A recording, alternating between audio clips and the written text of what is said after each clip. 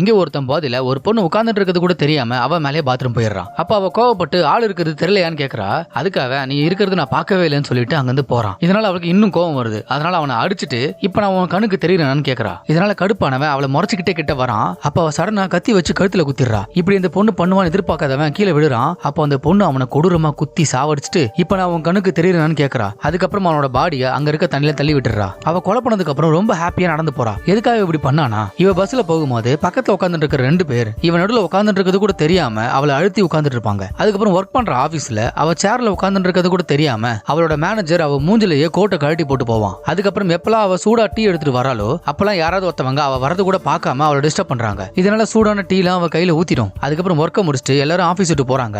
அப்ப அந்த பொண்ணு இன்னும் ஆபீஸ்ல ஒர்க் பண்ணிட்டு இருக்கா. அது கூட பார்க்காம ஆபீஸோட லைட் ஆஃப் பண்ணிட்டு போயிருவாங்க. இப்படி ஒரு பொண்ணு இருக்கான்றது எல்லாரும் மறந்து அவங்க வேலையை பார்த்துட்டு இருக்காங்க. என்னதான் இவளை எல்லாருமே ஒதுக்குனாலும் இவ எல்லாத்துக்குமே சிரிச்சிட்டே தான் இருப்பா. ஏன்னா இப்ப ஒர்க் பண்ற ஆபீஸ்ல அவளுக்கு ஒரு ப்ரமோஷன் வர வேண்டியது இருக்கு. அந்த ப்ரமோஷனுக்காக வெயிட் பண்ணிட்டே இருப்பா. அப்ப புதுசா வந்த ஒரு பையனுக்கு அந்த ப்ரமோஷன் கொடுத்துறாங்க. இதனால அவ கடுப்பாகிறா. அதனால புதுசா வந்த பையனை சாவடிச்சிட்டா கண்டிப்பா அந்த ப்ரமோஷன் இவளுக்கு தான் கிடைக்கும்னு ஆசைப்பட்டு ஒரு கத்தியை எடுத்துக்கிட்டு அவனை ஃபாலோ பண்ணிக்கிட்டு பின்னாடியே போய் ஆளே இல்லாத சபையில அவனை சாவடிக்கிறதுக்காக பாக்கெட்ல இருந்து கத்தி எடுக்கிறப்போ அந்த கத்தி அவ கையை கிழிச்சு அது கீழே விழுந்துரும். அந்த சத்தத்தை கேட்டு அந்த பையன் திரும்பி பாக்குறப்போ இந்த பொண்ணு உடனே அந்த கத்தியை மறைச்சிட்டு அவன் கிட்ட நான் உன் நம்பரை கேட்க வந்தேன்னு போய் சொல்லி அவன் கிட்ட ஜாலியா பேசி அவன் அனுப்பிச்சிருவா. இதனால அப்செட் ஆனவ ஒரு இடத்துல போய் உட்கார்ந்துட்டு இருப்பா. அந்த டைம் ஒருத்த வந்து அவன் மேல பாத்ரூம் போறதுனால அந்த காண்டு எல்லாத்தையுமே அந்த பையன் மேல காமிச்சிருவா. இப்படி நீங்க இருக்கிற பிரசன்ஸ் யாருமே ஃபீல் பண்ணலன்னா உங்களுக்கு எப்படி இருக்குன்னு கமெண்ட் பண்ணுங்க.